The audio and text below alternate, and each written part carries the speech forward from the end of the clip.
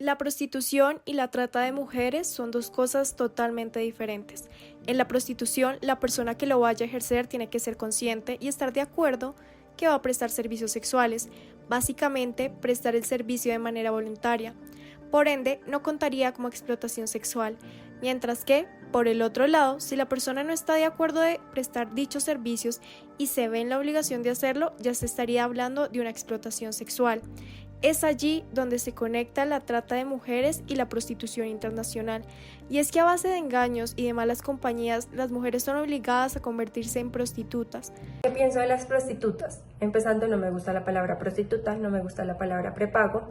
Un nombre adecuado podría ser damas de compañía. Estamos en pleno siglo XXI, año 2022, las mentes ahorita tienen que ser muy abiertas, debemos tener mentes abiertas, así que no le veo nada malo.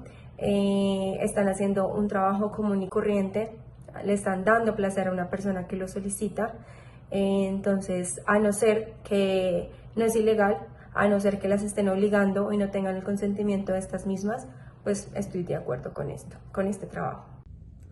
Mi opinión sobre la trata de blancas es que pues claramente pues no estoy de acuerdo, ya que esto es un delito donde explotan personas, las violan tanto físicamente como pues mentalmente, porque pues no las dejan seguir una vida tranquila.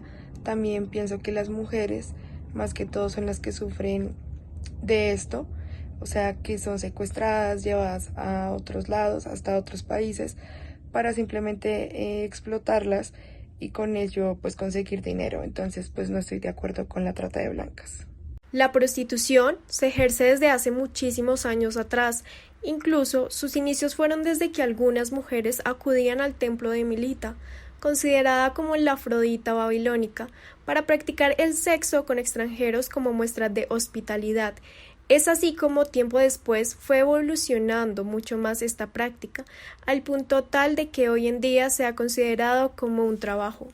12:43, cambiamos de tema. Es muy preocupante la radiografía de la prostitución de jóvenes universitarias en Colombia que publicó el portal de la BBC de Londres. Esta emisión con el lamentable descubrimiento de las autoridades en Antioquia. Niñas vírgenes entre 12 y 16 años eran reclutadas en colegios por una red de explotadores internacionales y obligadas a vender su virginidad. Bueno, pues realmente todo comenzó cuando tenía 18 años. Yo tenía, pues, mi familia tenía una amiga que había sido de toda la vida prácticamente. Desde niña la conocía, su familia convivía con la mía con la de ella, pues todo en cuestión. Y yo en ese momento estaba terminando 11, no tenía recursos para pagarme la universidad ni para entrar a estudiar algo pues profesional. Entonces yo lo que hacía, mi familia no lo sabía, nadie sabía eso. Yo lo que hacía era trabajar en bares, yo trabajaba como teibolera y realmente no me iba mal. Eso no es ni parecido a la prostitución. Es un trabajo muy honrado en donde tú solo tienes que bailar y ya realmente nadie te toca, no se sobrepasa contigo, no te tienes por qué acostar con nadie. Realmente es un trabajo normal como cualquier otro trabajo normal. Y pues yo ya estaba ganándome mis pesitos, todo dependía de la noche, no teníamos un sueldo fijo y quería ahorrar para mi universidad, aparte de que le estaba ayudando a mi familia a pagar las cuentas. Mi papá pues yo nunca he tenido un papá, nunca lo conocí y en la casa realmente sí hizo falta esa figura paterna, masculina. Entonces tenía un hermanito menor, tenía que ayudar en la casa y bueno, esa era la manera en la que yo me rebuscaba el dinero. Mi familia, nadie, ni mi abuela, ni mi mamá, ni mi hermano sabían realmente lo que yo me dedicaba. Yo les decía que ayudaba a las niñas del colegio a hacer tareas, que tomaba tutorías, pero nunca, pues, lo que hacía. Remonto a la niña que les contaba que era amiga de la familia, y ella un día me dijo que por qué no me iba a trabajar a Panamá, que ella trabajó allí un tiempo, que le pagaron súper bien, que conoce a un amigo allá y que le dice que el trabajo es muy bueno, que están buscando en un bar de boleras. Entonces pues realmente yo ya me dedicaba a eso, ¿no? No lo vi como una mala opción, no vi que fuese arriesgado ni nada, pero yo tampoco tenía los recursos para irme hasta Panamá. Entonces, lógicamente lo primero que hice fue rechazarle la oportunidad porque no tenía recursos, pero me pintó todo muy bien, me decía que iba a ganar mucha plata, que estaban pagando 5 millones mensuales, de 5 a 10 millones mensuales, lo cual pues es algo que ayudaría muchísimo a mi familia, económicamente, a mí también. Mi pensamiento era irme un año y regresar con todo lo que hubiese podido ahorrar. Me dijo que ellos me pagaban todo, el pasaje de ida y de vuelta, el hotel, pues la estadía en donde me iba a quedar, la comida, que yo solo me tenía que preocupar por trabajar y ya está. Así fue, acepté, realmente nunca desconfié porque era una amiga de la familia, mi familia la conocía, yo conocía a la familia de ella, entonces realmente no tenía motivos para dudar de ella. Entonces acepté, me dieron los tiquetes de ida para Panamá. Me acuerdo mucho que salían a las 3 de la tarde. Ese día fue muy duro, fue muy pesado para mí y para mi familia. Me acuerdo que me despedí de ellos diciéndoles y prometiéndoles que yo iba a regresar, que solo iban a ser unos meses o tal vez un año, pero que yo iba a regresar, que no se preocuparan. Sí, que yo iba a regresar. Les inventé una excusa de que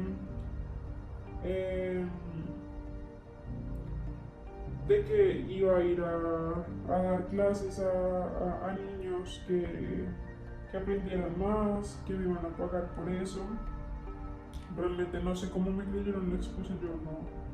En ese momento ya me había graduado del colegio, pero no, pues, ¿qué te puede brindar una persona a esa edad, no? ¿Qué conocimiento o qué? Pero de todas formas, mi familia nunca dejó de creerme, siempre me creyeron. De hecho, pues, era solo un viaje de 6 meses, creo que son lo que dan, ya el resto está como ilegal. Y bueno, me fui, llegué, me acuerdo mucho que me recogieron en una camioneta negra. Me recogieron y lo primero que hicieron fue quitarme todo. Me quitaron mi pasaporte, mi cédula, mis documentos, el celular. Realmente quedé incomunicado. Me decían que era por procesos de la empresa, que tenían que ver y identificar mis datos, verificarlos. Bueno, sí lo vi raro, no te niego que no, sí lo vi raro, pero pensé que protocolo, ¿no? Al final cada uno está lejos de su país y hay que entender que no todas las culturas son lo mismo. Entonces cuando llegamos al lugar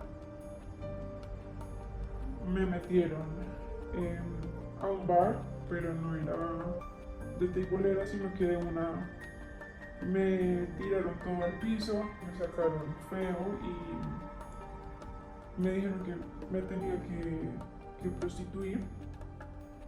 Yo dije que yo no había aceptado eso, que a mí me habían llamado para ser tibolera, que eso era lo que yo sabía hacer y que eso era lo que yo iba a hacer. Me negué rotundamente, pero tenían todo de mí, tenían mis documentos, sabían dónde vivía, sabían quiénes eran mis amigos, quiénes eran mi familia, y realmente no tuve opción. Las condiciones me las cambiaron en un segundo. Me empezaron a chantajear y caí en cuenta que mi supuesta gran amiga trabajaba en esa red de tráfico. Básicamente me empezaron a prostituir en Panamá. Me decían que les debía, que tenía una deuda como de 60 millones, que porque había sido muy caro llevarme o pues traerme al lugar, y que era una deuda que tenía que pagar, pero a mí realmente no cumplieron nada de lo que dijeron, ni del sueldo, nada. Me obligaban a acostarme con 5 hombres casi diario.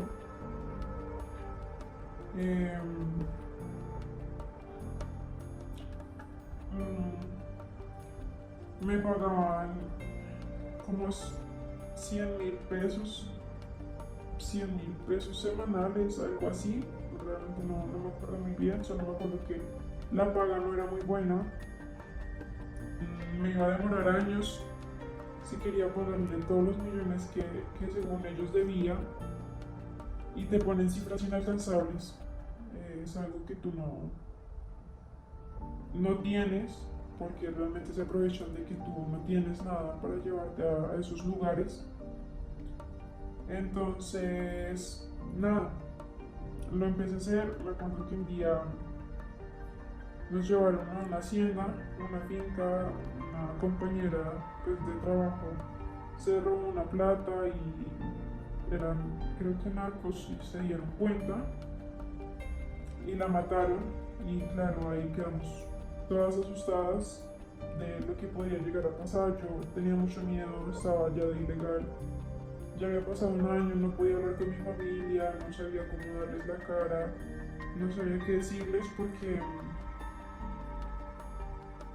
no quería decepcionarlos. De hecho, creo que ellos me dieron por muerta, porque desde el día 1 en el que llegué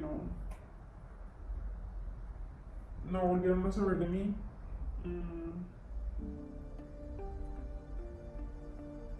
Entonces pasó un año, y al año y medio me acuerdo que estaba pues en mi trabajo, había salido a buscar hombres para acostarme con ellos, y vi a unos policías, vi una patrulla de policías.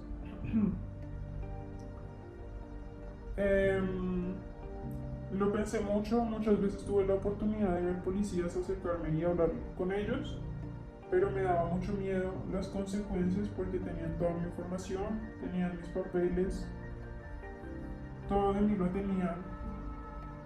Pero no sé, o sea, realmente digo que son cosas de mi Dios, no sé cómo hice. Y me acerqué a los policías y les dije que me ayudaran, que por favor, que me tenían secuestrada, que me estaban prostituyendo, que yo era colombiana. Ellos pues al principio no creían. Yo estaba muy ansiosa, estaba muy desesperada. Creo que fue la desesperación que hizo que pues ellos me creyeran, y efectivamente me ayudaron a salir del lugar. Me regresaron al país, a Colombia. Pude ver a mi familia y me tocó contarles realmente lo que había sucedido. Ellos sí me habían dicho que, como te había mencionado, me habían tomado por muerta, pero se puede decir que sí, estaba muerta en vida. Fueron las condiciones lo que me cambiaron. Nunca pensé llegar a eso, pero esa es mi historia. En Colombia es tan preocupante el negocio de la trata para prostitución que en el año 2005 se firmó el Tratado de Palermo, un convenio internacional que da apoyo en la prevención y también en la penalización de este delito. Actualmente, y según el Código Penal con última actualización del día 24 del mes de julio del 2022, dice que el proxenetismo con menor de edad, el que con ánimo de lucro para sí o para un tercero o para satisfacer los deseos sexuales de otro, organice, facilite o participe de cualquier forma en el comercio carnal o la explotación sexual de otra persona menor de 18 años, incurrirá en prisión de 14 a 25 años y multa de 60 y 750 salarios mínimos legales mensuales vigentes. Eso se encontró en el Código Penal, artículo 213 de Colombia. Según las cifras del Ministerio del Interior, las ciudades donde más se presenta la captación de mujeres con fines sexuales son Antioquia, el Eje Cafetero, Bogotá y Valle del Cauca, pero donde más las buscan son en Panamá, Ecuador, Guatemala, Japón y China, teniendo a su vez en cuenta que Panamá es el país extranjero donde más colombianas han reportado ser víctimas de trata de personas y según fuentes como la Fiscalía, han revelado que por cada 10 prostitutas, 8 son colombianas. En el caso de Susan, ella fue llevada a ejercer la prostitución, pero cuando llegó al país, las condiciones cambiaron para ella. En el 95 ejercí la prostitución y empecé a ganar bien, empezó a irme muy bien y pues seguí en eso. Pero ya hubo un tiempo en que ya no me fue tan bien y ya no me estaba dando resultados.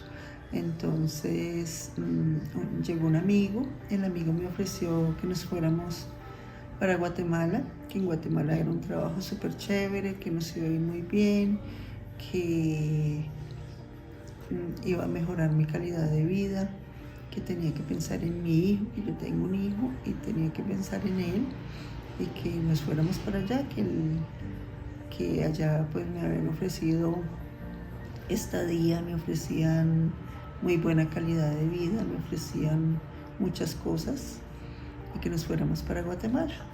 Llegamos a Guatemala y en Guatemala fue distinto. Me hicieron firmar unos papeles donde yo decía que aceptaba todo y yo acepté, o sea, no miré bien los papeles, acepté y quedé con una deuda grandísima. Entonces desde ahí empezó mi karma. Empezó mi amigo a decirme que no me iban a pagar 50,000 pesos, sino que de esos 50,000 pesos me descontaban y me quedaban como 10,000 pesos nomás. Entonces ahí llegó, fue un tiempo así, empezó a irme pues bien, supuestamente pues tenía muchos clientes, pero realmente no llené la expectativa de ellos y empezaron a maltratarme, empezaron a insultarme, a decirme que tenía que pagar toda la deuda y como era una trata de blancas, llegó la policía porque era una gente muy buscada, llegó la policía y como nosotros no éramos de Guatemala, nos devolvieron para Colombia. Llegué nuevamente a Colombia y en Colombia dejé la prostitución por mi hijo. Primero que todo me presento, mi nombre es Juan Manuel Acuña, yo soy psicólogo graduado de la Universidad del Bosque. Hoy vengo a hablarles un poco de lo que son las posibles consecuencias que puede llegar a tener la prostitución y la trata de blancas desde la perspectiva psicológica, ya pues digamos que a futuro de haber tenido estas vivencias o incluso ver las consecuencias o actos que ellas pueden estar viviendo dentro de esta situación. Partamos primero desde una perspectiva que ellas son retiradas del entorno en el cual se desempeñan habitualmente, en algunos casos son raptadas y pierden su libertad completamente. Esto ya para ellas es, digamos que, un choque bastante grande frente a la parte psicológica, porque son primero privadas de su libertad, lo que puede llegar a generar más adelante problemas de inseguridad, ataques de ansiedad, ataques de pánico, ¿sí? Pueden llegar a sufrir, digamos que distintos como trastornos relacionados a la cantidad de personas, ¿sí? A tumultos de gente, porque pues efectivamente ellas no van a ser raptadas pues por una sola persona. Normalmente siempre cuando son raptadas o cuando son secuestradas, porque podríamos llamarlo así, ellas son abordadas por una persona que, digamos, que tiene otro equipo totalmente listo para que ya en el momento en el que ella se encuentre distraída, o en algunos casos pues le inyecten algún tipo de químico o se lo hagan oler, pues ya ellos están listos como para abordarla, someterla y raptarla o secuestrarla, pues en estos casos. Sí, digamos que para las chicas que llegan a vivir esto y logran escapar de allí, porque pues en algunos casos no se logra que ellas escapen o puedan salir, digamos que de ahí, las afectaciones psicológicas pueden llegar a ser muy grandes. Digamos que volver a que ellas se reintegren a una vida cotidiana como la vivimos cualquiera de nosotros es un poco complicado. Hay que hacer un proceso en el que a ella primero se le debe trabajar la parte personal, trabajarle, digamos, todo lo que tiene que ver con su seguridad, con su autoconcepto, ya que pues digamos que estos son dos características que se van a ver muy afectadas en ella. Luego hay que trabajar poco a poco las relaciones interpersonales. Efectivamente ellas van a sufrir toda su vida de desconfianza, ya que pues no van a saber como tal como en quién pueden confiar realmente. Esto puede afectar efectivamente sus relaciones sociales, sus relaciones interpersonales, relaciones de pareja, incluso relaciones familiares. Entonces hay que entrar a trabajar un poco esto. Ya más adelante, efectivamente, si se llegan a ver, digamos, distintos tipos de trastorno, como lo mencioné en algún momento, trabajar, digamos, que todo lo que tiene que ver con la parte de ansiedad, ataques de pánico, ¿sí? Agorafobia, que tiene que ver mucho con el tumulto de gente, porque ya efectivamente puede quedar expuesta a esto. Digamos que más allá de eso también hay que trabajar un poco, si para ella es importante el tema de la relación amorosa, ¿sí? En algún momento se va a ver afectada hacia la parte de las relaciones sexuales, ya que digamos que no va a poder concebirlo de una manera tranquila junto con su pareja, ¿sí? También es importante acudir a un sexólogo que le permita a ella adecuarse nuevamente como a esa vida cotidiana con una pareja. Con respecto, digamos, que a su entorno, también debemos trabajar completamente con su entorno. Debemos preparar a las personas que la vayan a recibir a ella para que ellas puedan afrontar lo que vendría siendo el proceso de reintegración a su vida cotidiana. Digamos que esto un poco hacia la parte de las mujeres que lograron salir de este mundo, ¿sí? Para quienes no, digamos que ellas pueden estar sujetas a un maltrato psicológico bastante grande, ¿sí? En algunos casos posiblemente ellas son degradadas, las tratan muy mal, y todo esto genera pues una incomodidad, un malestar en ellas bastante grande. Hay que tener presente que muchas de estas mujeres, en algunos casos, cuando tienen la oportunidad, llegan a tomar la decisión de suicidarse dentro de los casos, y pues digamos que también en cierta forma tiene que ver mucho con el maltrato psicológico que están llevando a cabo. Entonces ellas pues no encuentran ninguna forma más como de solucionar este tipo de sentimiento y sensación que están viviendo. Digamos que también viendo un poco a largo plazo, ¿sí? es importante lograr hacer una sensibilización general con varias poblaciones para evitar que en muchos casos esto se llegue a dar, ¿sí? Digamos que la parte de la prostitución tiene que ver mucho en algunos casos con factores socioeconómicos, ¿sí? No siempre la misma trata de blancas lleva a la parte de prostitución, pero la prostitución también es un factor que se ve totalmente relacionado hacia la parte socioeconómica, ¿sí? Cuando una persona ve que no le alcanza, tiene deudas, ¿sí? Varias consecuencias económicas la llevan a que tome esa decisión de entrar a un mundo en el que su medio de trabajo tiene que ver la total relación con su cuerpo, ¿sí? Digamos que hay que entender que en muchos casos la situación es muy difícil para muchas personas, y digamos que en este caso estamos hablando de mujeres específicamente, y para estas mujeres pues la única solución que encontraron fue esa, ¿sí?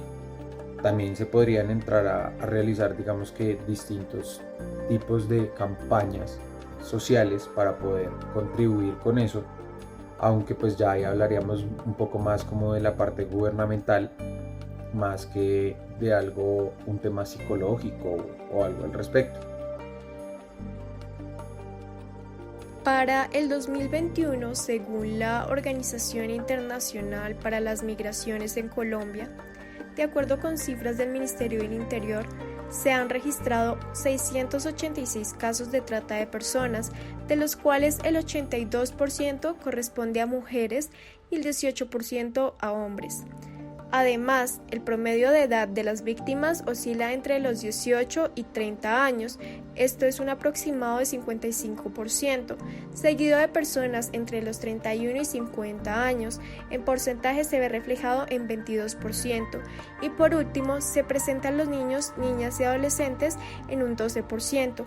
Sin embargo, la mayoría de casos tienen algo en común, sus relatos, puesto que la mayoría de casos cuentan que fueron engañadas y sometidas a base de mentiras.